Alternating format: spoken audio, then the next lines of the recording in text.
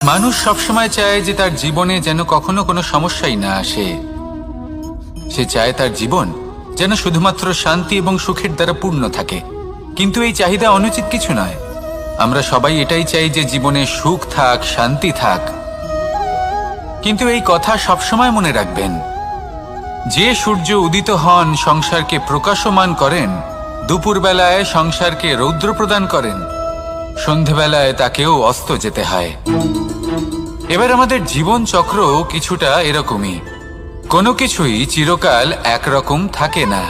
কখনো এই নদীকে দেখুন, যা বয়ে চলেছে। এই নদী যা বয়ে চলেছে তার পথেও অনেক বিপদ আসে।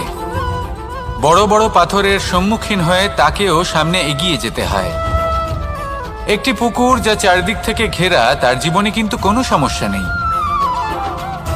কিন্তু এই সংসারে পুকুরের পুজো করা হয় না, পুজো করা হয় নদীকে।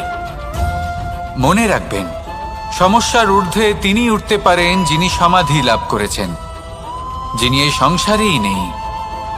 যিনি এই সংসারে আছেন এবং জীবিত আছেন, তার জীবনের সমস্যা হলো শ্বাসবায়ুর মতোই গুরুত্বপূর্ণ। আসুন আমার সাথে